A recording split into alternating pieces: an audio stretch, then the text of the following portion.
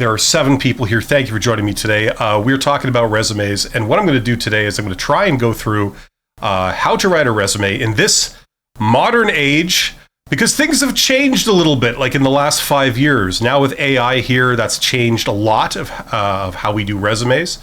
Obviously, before that, there was a lot of changes in the world of resumes because if you're applying to jobs online, they're getting a huge volume of applications. So the way that they look at resumes on the other end has changed. Okay, so you've got to take that into account. So we're going to cover everything. And what I've done is I've divided this into 8 things that I wanted to go through in terms of the resume. And I'm just going to read them out so you know where this is going. We're going to talk about AI and ATS systems and humans reading your resume. Okay, what happens on the other end. We're going to talk about how to get some resume examples. Okay, so you can get ideas for different types of resumes and the format. We're going to talk about AI screening. Okay, so what an ATS system that uses AI, what it does when it looks at your resume. Okay, what it does with it. On the other end, we're going to talk about, in particular, on your resumes, duties and accomplishments, how you write those, what you should be saying about the jobs you've had, stuff like that. We're going to go through all that. We're going to talk about the length of the resume, if you should be 1 page, 2 pages, etc. Okay, that's the first 5 things we're going to talk about. Then we're going to talk about some people talk about the first section of your resume and should you do some special things there? The answer is yes, you should. This is a reaction to the recent changes in ATS and AI because of it. So there's some good tips there. We're going to talk about the top summary section. And then finally, we're going to talk about AI customization. So using ChatGPT. You can use whatever AI tools you like. I use ChatGPT, so I'm going to talk about ChatGPT. If you use Gemini or different other ones that are out there, that's fine. The same thing applies. But this is going to take me a while to go through. So strap yourself in and let's get down to this. If you're looking to revamp your resume or make your resume, you will want to pay attention to this stuff. And as always, before I start, check out that course. More about that later. That's all my advice in one place. Okay, so resumes. There's stuff you got to remember about resumes. There's a lot of variables here. There's a million ways you can do them. What should you do? Well, in order to know what to do, you have to understand what they're going to use it for, okay? Now, if you are applying for a job online, like I kind of mentioned earlier, there's been a lot of changes recently. For a start, posted jobs online, there's a hell of a lot of competition for those jobs, which means that they get a lot of applications. And an application will include a resume. So they're getting a lot of resumes for these things. So you have to sort of elevate yourself above the crowd and give them exactly what they're looking for if you expect them to choose you. That's how it works. So the big question is, what are they looking for? Okay. Now, ATS stands for Applicant Tracking System. It's a computer that reads your resumes. And that is certainly for big companies. That is the norm these days. So if you are responding to a job post online and you respond by doing what it says, you submit an application which includes your resume, chances are, very good chances, that doesn't go to a human, it goes to a computer system. That looks almost like if you email it in, it'll open the email, it'll look at your resume, and it will read it, and it will decide a couple of things. First of all, it'll decide if you make the cut, and in which case maybe it filters you on to where a human looks at your resume, or it will decide, and it will decide if you do make the cut, what is the ranking? Okay, so what a recruiter usually sees is they open this ATS software on their end, and almost like an email program where you see all your emails, like this is your first email, here's your second one, here's your third. It's gonna sort all the top ranking applications like that. So it'll say this is the most promising application we've received. This is the second most promising. This is the third, and so on, right? So it ranks your resume or your application with all the others, right? And so obviously the whole point of this is that you want to rank on top, right? That's the whole point, okay? And the human can then decide, the recruiter can then decide if they want to look at the first 5 or the first 10 or the first 20. And depending on how much work they have to do, they may only look at a few or they may look at more, okay? So the goal here is to create a resume that will not only pass the ATS system, but it will rank towards the top. And when a recruiter then looks at it, like a human is looking at it, it also passes the buck. It also makes a good impression, and they decide to bring you in for an interview. Because that is the whole point of a resume. The resume exists solely for you to get a job interview. If they bring you in for an interview, it's no longer about your resume. Now it's about who you are as a person, and that's a whole other thing. So today, we're just talking about the resumes that will accomplish these goals. Okay? Peter says, hi, would you recommend a PDF or Word doc as the format? Both are fine. You know, like the thing about this stuff is that it takes all kinds out there. So if they haven't specified, both of those are good. If I had to choose one, I would probably choose a PDF, and I would make sure that it's not like some weird new version of a PDF. I'd make sure it's very backwards compatible so that no matter what age of the software they're using, they can always open it. Okay, so that's basically part 1 of 8. That's like what the resume is. That is what it's supposed to accomplish. And this is the context in which I'm talking about it. If you are some kind of mid-level manager or executive, you may have your own resume that works completely different. It's more of like a sort of thing about who you are and what you stand for and what's your style and all this kind of stuff. That's a completely different thing. You're not using it for this application. You're using it for other things. We're not getting into that today. This is just for people who are applying for posted jobs online so that they get called in for an interview. Okay, now, I want to do some stuff with you here. I'm going to share my screen, and we can do a couple of things. I just want to point this out to people if you don't know this already, okay?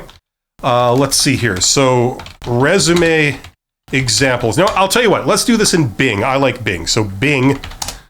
Now, don't laugh, okay? Bing is good for a couple of things, and one of those things is image searches, for certain types of image searches. So I'm going to type in resume examples, okay? And we're going to go to an image search, okay? So this is what you can do, okay? You can do this at home if you wish, and I'm going to try and maximize this. So what I'm doing is I'm just going to do this, and I'm going to go through the different types of resumes that we can find online. This gives you an idea. Now, I see that my screen is a little bit truncated. So it's cutting it off at the top. I don't know if I can, yeah, maybe something like that so you guys can see the whole thing. Anyway, normally I would do this. I'd make it full screen, but you're getting the very top of the screen sort of chopped off. But you can go through these and you can see examples of resumes. These gives you an idea of the variation in the different formats that are out there, okay? As you can see, there's people with a more traditional resume like the one that we're looking at right now, okay? If I point this way, that points towards it, okay? So that's kind of a traditional resume. There isn't multiple columns. It's all one column, and everything's sort of on top of all the sections on top of each other, okay? So you've got this sort of like header section up here. You've got some kind of professional summary in this case. What they've done is they broke it into like bullet points. Then you've got work experience, you've got education, and then presumably there's a second page where you have other things like volunteering and stuff like that. Now, I want to contrast this with some of the fancier formats. This is a slightly fancier format. It looks like you've almost got 2 columns, this column here and this column here. It's not the end of the world. This is getting a bit more fancy. You see, you've got like a text box here. That's its own column. You've got another parallel sort of column here. Okay. Now, these can look fancy, but the thing you got to remember is that for an ATS system, the general rule is the simpler, the better. And as we've established, what usually happens when you apply for a job online is that more often than not, it doesn't get seen by a human. It goes directly to an ATS system. So the computer is going to be reading your resume first. Okay? Now, for a computer, the simpler the format, the better. Because the problem is if you have stuff in like extra columns like this, depending on their ATS software, it may not be sophisticated enough to extract all of this correctly, okay? That's the issue. If you've got a very sort of fancy modern document with all kinds of floating text boxes and graphs and things like this going on, it can be harder, like this, for example. So this is is closer to what I would recommend for most people. This is just fine. It doesn't have to be super fancy. Some people ask, can you include a picture, like a headshot, like you would on LinkedIn? I would say yes. It's a matter of judgment. You don't have to have it, but I don't think there's any harm in doing that. But I would caution against all kinds of very fancy formatting that can cause problems when it's sort of like trying to read the text of your resume. Okay? So my recommendation would be something like this, very straightforward, one column, everything stacked on top of itself, like this, and we're going to get into what the sections are going to be, what I'd recommend. I would steer away from stuff like this where you have multiple columns, here's one here, and here's one here, because there could be issues in how it decodes it. Even things like this is even busier. You've got some graphics down here, you've got a column here, you've got a column here, you've got a slightly different format of text here, with like objects in it or graphics. You've got a sort of section stuck right in the middle here, and then you've got something at the top. So I would, like, this looks beautiful and everything, but I would steer away from something like this for most people, okay? Now, if you are like a manager or something, you have a very sophisticated resume or you're some kind of professional, there's nothing to stop you having that also. And perhaps if you're coming in for an interview, in advance, you can like send them a resume, or you could bring that in and show people, whatever. You can do stuff like that if you really want to, but I would keep it simple, okay? Okay, so you can do this yourself. You can get examples. What I did is I just went to bing.com. I said resume examples. I did an image search, and I just started like looking at these and going through. So if you have to write a resume, you don't have one, you can just do this and get ideas and see the kinds of things that are on resumes. Okay, if you would like some kind of example. Okay? Okay. Hopefully that makes sense. Fish Ship Employee says, can ATS read when there are columns? Well, yes and no, depending on the particular ATS system they're using. If they've upgraded it to keep it up to date and it's the modern latest version of it, it probably can, but you don't really know what people are using. Maybe they're using some custom solution instead of like, the Microsoft version of ATS or whatever. They're using some like, very small solution. You don't really know. So one thing I can say is that if you keep your resume very simple, no matter what they're using, it will be able to read it. Okay? Going into the future, one would think that this software would get better at reading different formats, but I would play it safe. I would not bet you're getting rejected for the job just because you want to use columns on your resume. I wouldn't do that, but that's just me.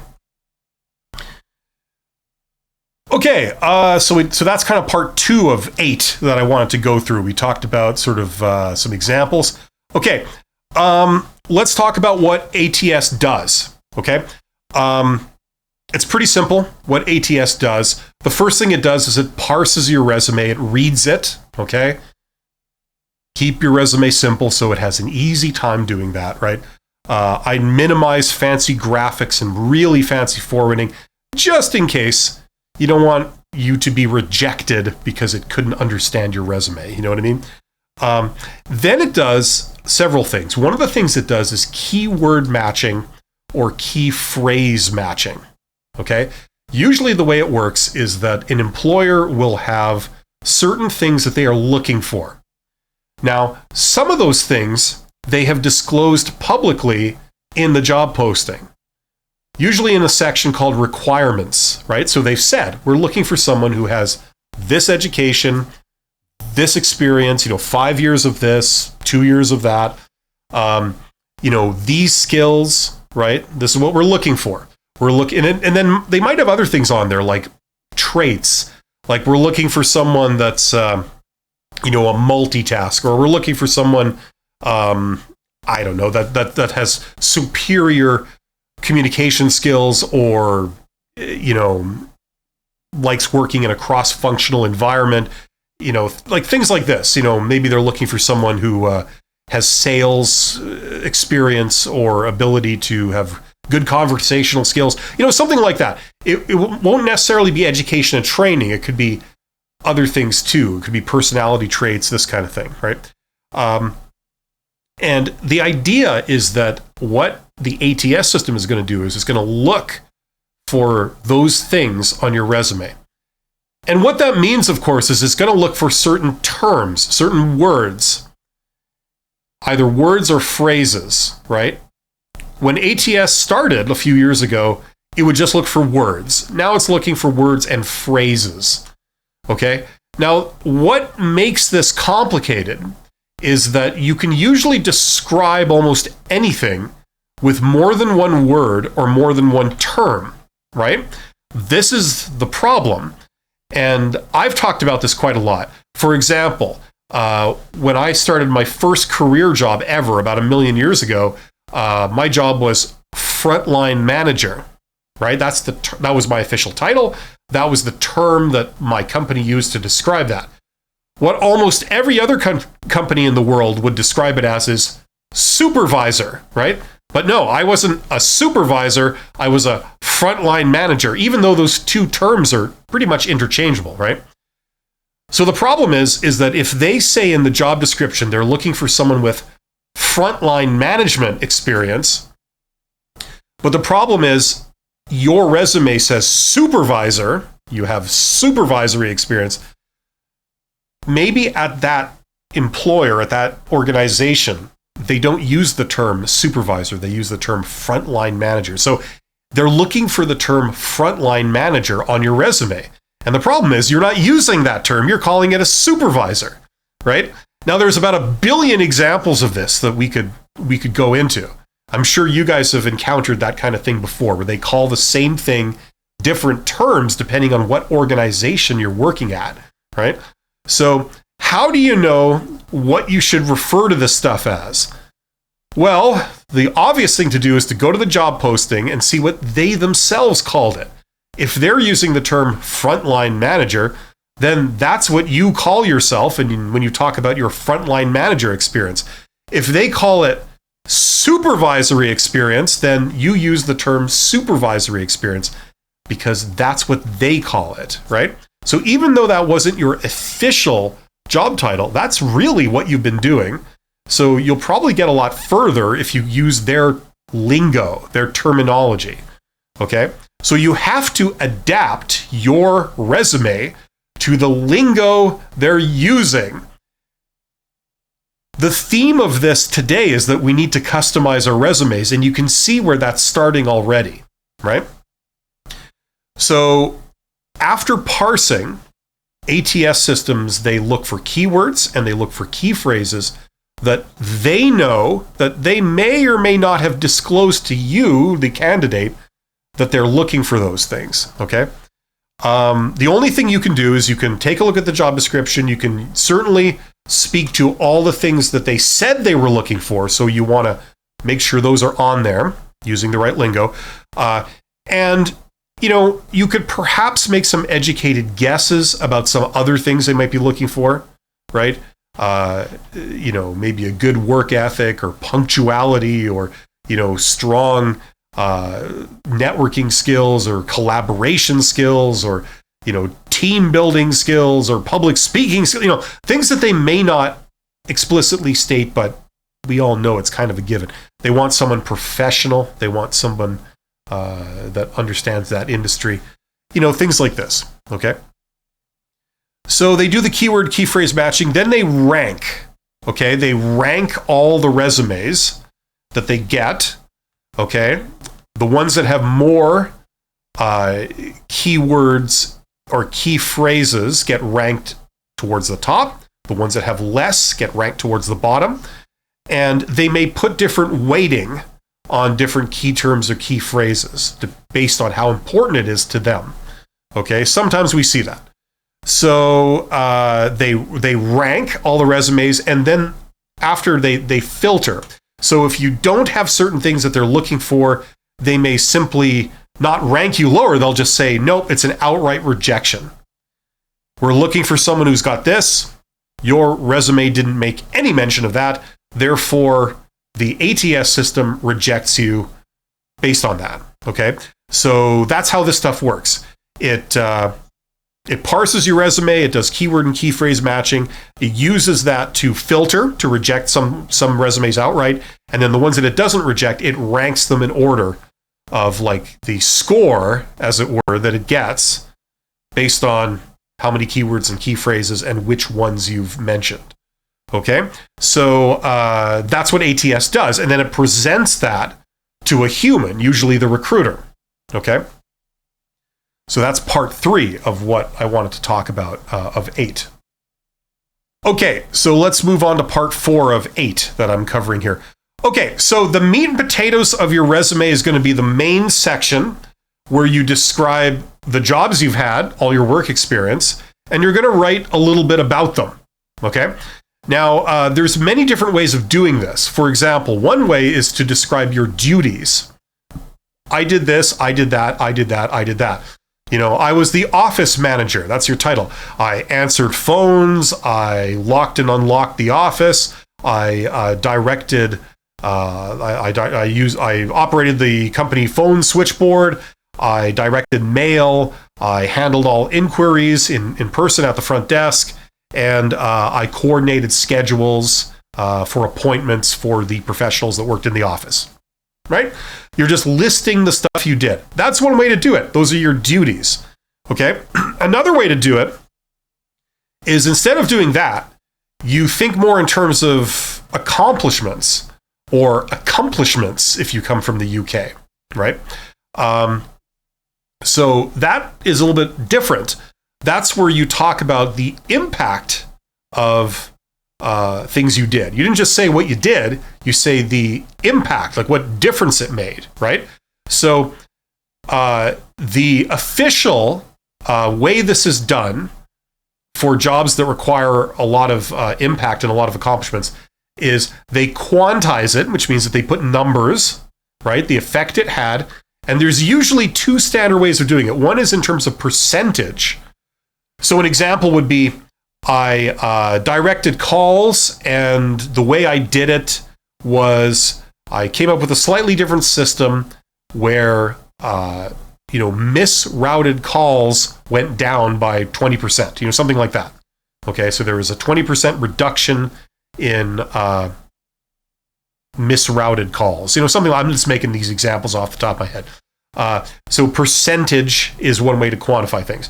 The other way to quantify things, and this is more for like managers and things, but it also applies to workers, is you use currency. You use $sign, like whatever country you're in, whatever the currency is. You say, I led a project where it made these improvements and it reduced the cost of wastage or defects by 14% in 1 year, or something like that. Or you could say, I reduced the cost by $26,000 in 1 year. How do you come up with those numbers? You do some basic math. You can sort of get some information sometimes where you work, or you can just do a rough estimate. If you know that each work order costs your company like $10 or something to do, and you know that every day you handled 10 more work orders than other coworkers because you worked a little bit more efficiently, you could like do the math and say, this is the impact I had. You could even do that stuff, right? So these are accomplishments. So you could describe your job in terms of the duties, or you could describe it in terms of accomplishments, the impact that you've had. Okay? Now, what should you do? I would recommend across the board that people do a 50-50% split. You want to say what your job involved, but you also want to say like what impact you had in that job that shows that, you know, you've made a difference and you're a good, valuable worker that's added value, and it shows what you can do for an employer, right? So I believe you need both. Whether it has to be exactly 50-50 is, you know, it's totally up to you, you know, whichever way you want. But I feel you should have both on there. It seems like if you don't know the employer, you don't know what really is important to them, and they could look for either of those depending on the job and the company. Okay. Okay, now one thing in here I would say is you should tailor your education section, okay? Somebody was asking about education. You know, how do you make education stand out, okay?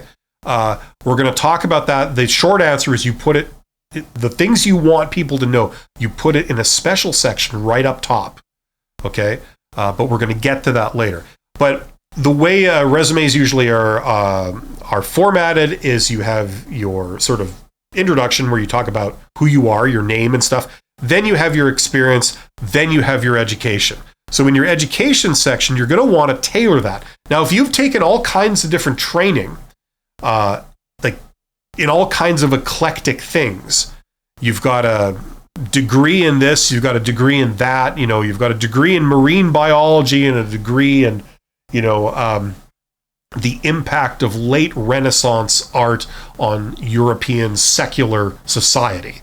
You know, that's your degree, right? And you're damn proud of it. You know, do you just always list those both because you're proud of them? No. If one or the other has nothing to do with the job that you're applying to, the general rule is that you want to remove the thing that has absolutely nothing to do with the job you're applying for, because it actually can do harm. It can dilute what you do have and suggest that, well, you're not as good of a fit as we thought. If you had said, oh, I've done this and only this, they say, you're a perfect fit. But if you say, I've done that thing, but I've also done these other 5 things that have nothing to do with this job, then it starts to look like you're not really that much of a good fit. Not as good as you were before. So you might want to take one of those off, right? So that's what I'd say about that. You list your highest degree first, if you got a degree, and then certifications after, okay? And then training kind of after that, if you want to put it in that section. Okay. Now, the accomplishments, like the results-driven statements that you've had under each job you have on your resume, those are going to be the main talking points of your resume, okay? So if you were in a role and you had this impact in that role, you realized cost reductions and efficiency gains, and you know, you supervised putting in a new system for this, or upgrading that, or, you know, doing this particular project that was like a big thing for that company, you know, whatever.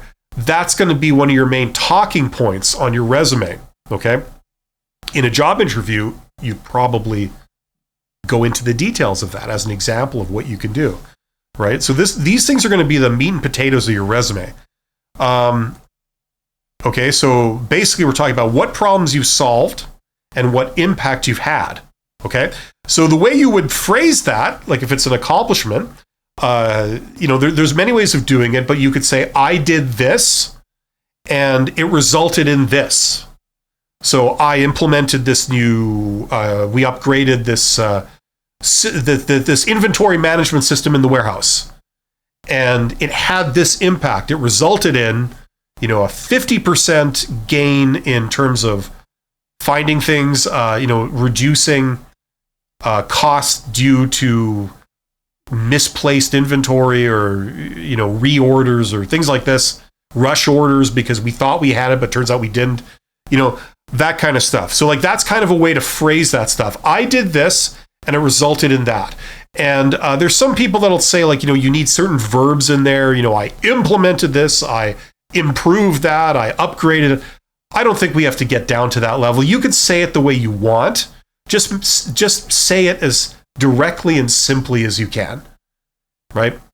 I led a team that did this, or I was a part of a team that had this effect. We upgraded this and it resulted in this, you know? That's usually a good sort of way to express those. Okay? Avoid, like a general rule is avoid listing job descriptions. Avoid like writing a big paragraph of like what that job was. Instead, talk about, you know, these types of things. A couple of duties so people get the idea, and then these types of accomplishments, if you can say them. So it might require a little bit of homework for you to like think, okay, what did I do?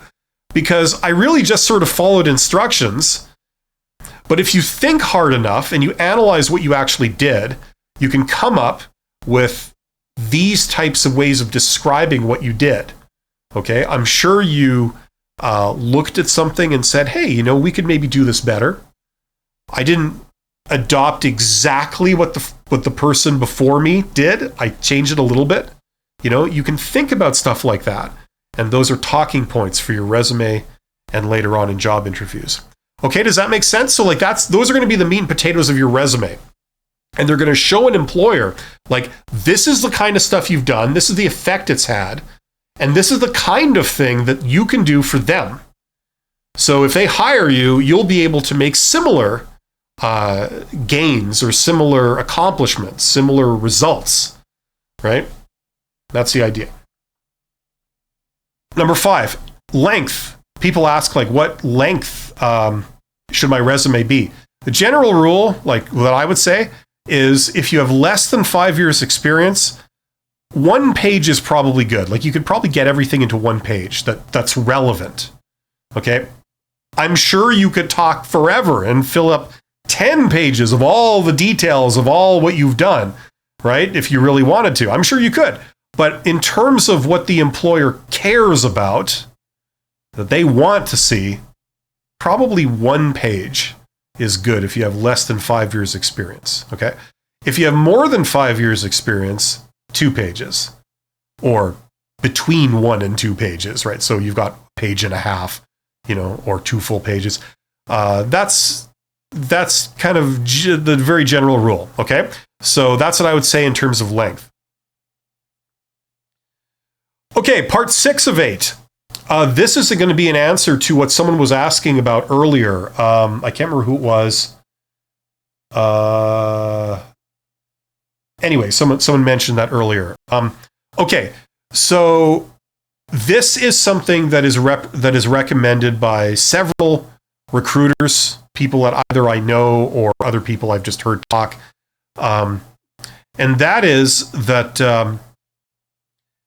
you have a sort of standard resume format, right? You have the sort of header with your name and contact information, maybe a tagline like LinkedIn. This is who I am, you know.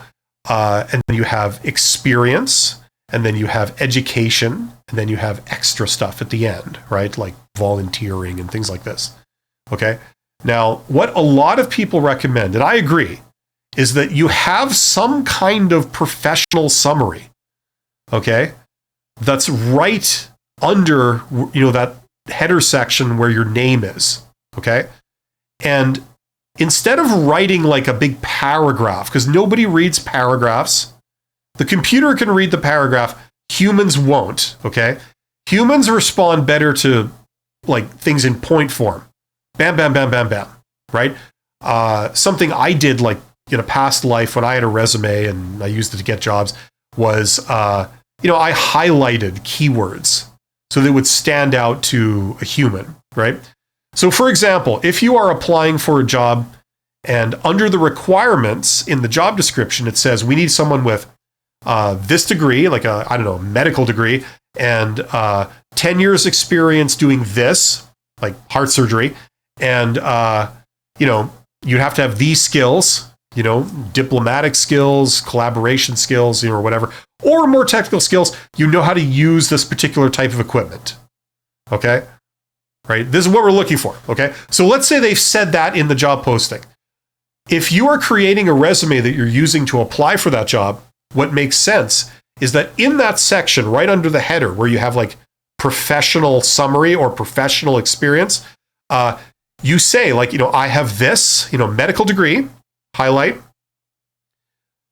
12 years experience performing heart surgery, that's highlighted, and, skills using, extensive experience using this piece of equipment, the thing that they asked for, right? The X5G nuclear vacuum cleaner, and you have experience having it on full suck, whatever it is that they're looking for. That's what you put. It's highlighted up top. So this is not buried within your resume. It's right at the top, right in their face. And if a human reads it, it's even like prominent. So, here's my name, and then bam, bam, bam, here's like 5 points that you should know about me. It's the first thing that you see. It's very prominent, and it's the 5 things that they said they were looking for. So that looks like, ooh, okay, you seem like a good match. That's the first impression. And the idea is that the human looking at this, in this day and age, they only have about 5, 6, 7 seconds, something like that, to look at your resume. That's all they're going to look at it. And if they don't really see anything compelling, they're going to keep moving, right? This is a reaction to the fact that a lot of these jobs have hundreds of applicants, so when they do look at resumes, they've got a pile, like a figurative pile of resumes to go through. So they're not going to read each one in its entirety. They're going to look at each one for only literally 5 seconds. And if they don't see anything that makes them want to read more, that's it. So in that 5 seconds, you've got to really say, hey, I got this, I got this, I got this, I got this. What you're looking for, right? I'm one of the ones you should take a look at. Right? That's the idea. Okay. Another YouTuber that I collaborate with every couple of weeks on live streams, Abby from the YouTube channel Life Work Balance. If I understand it correctly, she recommends that you title that section not work experience, but professional experience. That way you can put things other than simply stuff you've done in previous jobs. If you've done something on the side, or something that just you want them to know, it can go in that section, right? Okay, so that's the structure that I would recommend. You have a header with just your name, maybe a tagline. Hopefully everybody knows what a tagline is. That's where you say who you are. So if they're looking for a doctor, you say, hello, John Smith, Esquire, doctor. That's who you are. You know what I mean? If you're in school studying marine biology, but you haven't yet graduated, you would say, John Smith, marine biologist candidate, right?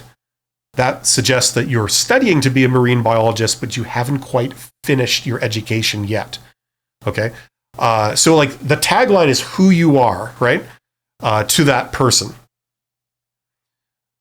Okay, so right under that header section, which is all it says, is your name, your tagline, and maybe some basic contact information. Then you have this section, professional experience, or maybe even professional summary. I think that's a better way of putting it, where you just bam, bam, bam, hit them with the main points. So in 5 seconds, they can see, okay, you got this, you got that, you got that, you got that. Okay, you're a contender. You look promising. At least promising enough to dive a little bit deeper and read the rest of your resume. Okay, so I covered the first 6 parts of this of 8. Let's continue. Part 7. Oh, sorry, I did actually cover part 7. That was the whole 6 seconds thing. That's all you get, to get them to want to read more, right? You have to hit them with okay, I got all the things you said you were looking for, or at least the major ones, and you got to hit them with that up front. And that's what that section called professional experience or professional summary is for. In point form. If it were me, I would highlight the couple of keywords, like medical doctor, or something like that, And what was the example we used? 15 years experience doing heart surgery, heart surgery, you highlight that or something, and then using that piece of equipment, the X5G, right? That we all know about, we all know and love, that we can't do without, right? Okay, so that was part 7. Part 8, this is the last part. This is the big one, okay? And this is to do with AI customization of your resume. Okay. In the real world, people use all kinds of AI tools. They use Gemini. There's a whole bunch of them. I use ChatGPT. A lot of people use ChatGPT. I'm going to talk about ChatGPT. Just know that this probably applies to your favorite AI tool of choice, like in terms of a chatbot. Okay, so, but I'm going to talk ChatGPT. Okay, right. Now, for people that have never done this, you've never used an AI tool to help you customize your resume, this is for you. Okay. If you just go, if you don't use ChatGPT, go and get a ChatGPT account. It's absolutely free. It's like using Google, you know, you don't have to pay anything. You don't have to jump through any hoops. You might have to create an account, but I mean, you can use ChatGPT without an account. You can use it as a guest. You know, it doesn't remember anything that you do, but you know, you can use it. It's fine. Just start using it. Okay. Now, you can do the full shebang-a-bang, or you could do it in stages. I'm going to describe doing it in stages just to illustrate the concept. Okay. Here's something you can do in ChatGPT. This is kind of the manual way. You can take the text of the job posting. So you go to a website somewhere where you've seen a job posting and you want to apply for it. You just select the entire text off the page. You say copy. You go to ChatGPT, like here's a ChatGPT prompt, right? Okay. So you see, you go in here, instead of like sort of typing here, right? You just say control paste. Okay. And then it'll paste the entire text there. Okay. So you could say, here is the job description of the job I want to apply for. And then you open the quotation, right? You paste in the text, you close the quotation, and then you say enter. You click that, right? You know, whatever. Okay, now I just did a couple of quotes there. So it's saying, what does that mean? Right? Okay.